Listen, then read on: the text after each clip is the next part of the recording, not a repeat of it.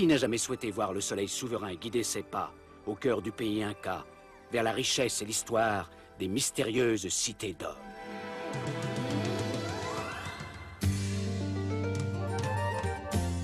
Et salut l'ami du voyage et bienvenue sur cette nouvelle vidéo. Alors tu auras peut-être reconnu le générique des Mystérieuses Cités d'Or, ce dessin animé des années 80. Et si ça ne te dit rien, eh bien c'est parce que tu es trop jeune ou alors c'est moi qui suis trop vieux. Alors pourquoi ce générique? Eh bien tout simplement parce que je l'aime bien, tu vois. J'adorais ce dessin animé quand j'étais gamin, donc pour te dire, ça remonte à pas mal d'années déjà. Mais aussi parce que aujourd'hui je commence une nouvelle série de vidéos sur le Mexique et dans cette vidéo je vais te parler des cités précolombiennes que j'ai visitées pendant mon voyage dans ce super pays. Alors avant d'entrer dans le vif du sujet, un petit point culture, une cité précolombienne, qu'est-ce que c'est?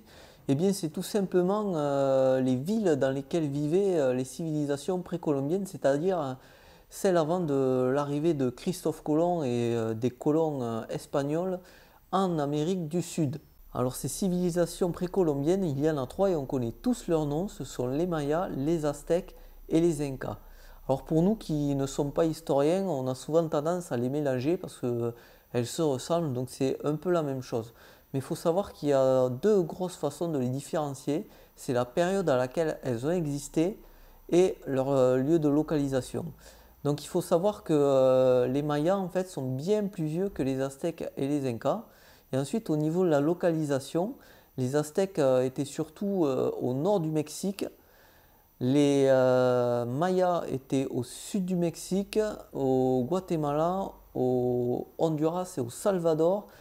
Et ensuite pour ce qui est enfin des Incas, c'était au Pérou, en Bolivie, en Colombie et en Équateur aussi. Voilà, je crois que j'ai rien oublié. Mais donc voilà, c'est les deux grosses façons de les différencier. Alors la première cité que j'ai visitée, c'est Teotihuacan. Alors c'est une cité aztèque qui se situe pas loin de Mexico. C'est un des trucs à voir quand tu vas à la capitale en fait. Et c'est vraiment pas mal en fait, il y a deux grandes pyramides à voir, la pyramide de la Lune et la pyramide du Soleil. Et il est possible de monter dessus en fait. Alors il faut savoir qu'il y a quand même assez de monde, encore une fois c'est à côté de la capitale, donc c'est assez visité. Mais c'est un endroit super intéressant et voilà, c'était la première fois que je voyais ça, des vestiges de civilisation précolombienne. Et ça m'a plu, j'ai beaucoup aimé. Alors il n'y a pas franchement grand chose à voir, mais c'est quand même très intéressant. Ensuite j'ai visité la cité de Palenque. Alors Palenque c'est une cité maya qui se situe dans l'état mexicain du Chiapas. Et le Chiapas c'est un état assez on va dire forestier, tu vois, il y a beaucoup de forêts tropicales en fait. Et du coup, il y a aussi pas mal de vestiges précolombiens. Donc la cité de Palenque, elle est déjà plus intéressante parce que ben voilà, c'est en pleine nature en fait, c'est dans un lieu naturel, en pleine forêt, donc tu peux vraiment explorer le truc. C'est des vieilles pierres où la nature a repris ses droits en fait. Et il y a beaucoup de choses à voir. Donc il y a des pyramides et des stèles à voir. Après, tu peux un peu te balader un peu plus bas dans la forêt. Il y a des iguanes même, des trucs énormes. Je te mettrai quelques photos bien sûr comme d'habitude. Mais ouais, là c'était vraiment un site intéressant. Et là tu te sens déjà un peu plus comme un aventurier, tu vois, quand tu visites le truc. Parce que voilà, c'est encadré, mais tu peux quand même monter sur les pyramides et tout. Bon, il y a du monde, mais pas trop, tu vois, parce que c'est un site assez touristique, mais faut déjà s'avancer un peu plus dans le Mexique pour le découvrir, tu vois. Mais ouais, c'était vraiment une visite très intéressante et ça m'a donné un avant-goût de ce que j'allais voir après. Ensuite, je suis allé visiter la cité de Yaxchilan. Alors Yaxchilan, là, c'est vraiment génial. C'est l'aventure, quoi. Pour y aller, c'est du hors sentier battu. Tu vas te sentir vraiment comme un aventurier ou un explorateur, tu vois. Alors, tu vois, pour y aller, il faut prendre un combi qui va te déposer au bout de 3 heures de route à peu près à un croisement au milieu de nulle part. Et de ce croisement, il faut rejoindre une toute petite ville qui s'appelle Frontera Corozal. T'as vu, je te mets l'accent en plus pour bien t'imprégner le truc. Donc Frontera Corozal, en fait, c'est une ville qui fait la frontière entre le Mexique et le Guatemala. Et ce qui sépare les deux, c'est un fleuve, en fait. Donc il faut arriver à rejoindre cette petite ville. Donc bon là, bon, c'est pas compliqué non plus, mais bon, soit tu trouves, tu fais de l'autostop, soit tu attends un autre combi qui peut passer, tu sais pas trop quand, ou alors tu peux y aller à pied, mais à pied c'est quand même beaucoup plus loin. Mais bref, il faut rejoindre cette ville. Et ensuite, une fois que tu arrives à Frontera Corozal, il faut prendre une lancha pour rejoindre la cité. Alors une lancha c'est quoi? Ben, c'est tout simplement une pirogue à moteur qui va t'amener à la cité. Parce que cette cité, elle est inaccessible par la route. Et pour y aller, c'est obligé d'y aller par le fleuve parce qu'elle est perdue en pleine forêt tropicale en fait. Et voilà, il faut prendre une pirogue pour y aller. Et là, je te garantis, c'est l'aventure quoi. Parce que tu es sur le fleuve, la navigation, ça dure entre 45 minutes, 1 heure, je crois. Et voilà, et c'est vraiment le truc quoi. Tu as le vent dans les cheveux et tout, et tu te diriges vers un peu la cité secrète, tu vois. T'as vraiment l'impression d'être un aventurier quoi. En plus sur le bord du fleuve, il y a des alligators ou des crocodiles, je sais pas trop d'ailleurs, qui prennent le soleil comme ça, c'est vraiment intéressant. Et une fois que tu arrives à la cité, bah alors là c'est encore plus génial parce que c'est pas un truc très touristique, donc tu vois, c'est pas vraiment restauré, c'est vraiment le brut quoi, tu vois, c'est bon, ça a été dégagé quand même, défriché et tout, mais tu peux vraiment voir la nature qui a repris ses droits au fur et à mesure des siècles sur les pierres. Tu peux tout explorer, tu peux monter sur les vestiges et tout, et il y a quand même pas mal de trucs à voir. Il y a des monuments, tu peux rentrer à l'intérieur. Voilà, moi, je suis rentré dans des trucs, c'est tout sombre, tu vois, il fait tout noir. D'ailleurs, il faut emmener ta lampe torche si tu y vas. Il fait noir, il y a des chauves-souris au plafond et tout. Voilà, c'est vraiment le film, quoi. C'est génial, j'ai adoré ça. Et encore une fois, c'est en pleine nature, tu es en pleine forêt, tu as des vestiges de pierre au milieu. Il y a des singes aussi qui passent dans les arbres. Enfin, c'est vraiment un truc super intéressant. J'ai adoré visiter Yaxchilan, qui est une cité maya d'ailleurs, je ne sais pas si je l'ai dit. Mais voilà, et visiter Yaxchilan, c'est vraiment super. Il faut absolument y aller. Voilà, faut un peu te sortir les doigts pour l'atteindre, mais c'est pas si compliqué que ça et vraiment ça vaut le coup quoi.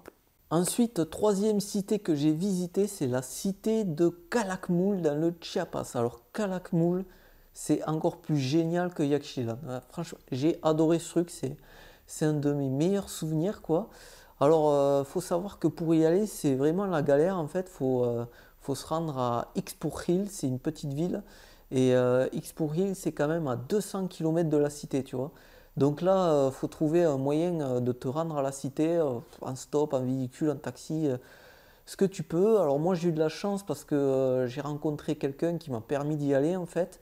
Et bah, je te raconterai ça dans une autre vidéo anecdote parce que c'est vraiment long à raconter. Mais voilà, grâce à cette rencontre, en fait, j'ai pu aller à Calakmul à moindre frais et cette cité est vraiment géniale. Voilà, c'est vraiment perdu au milieu de la forêt tropicale.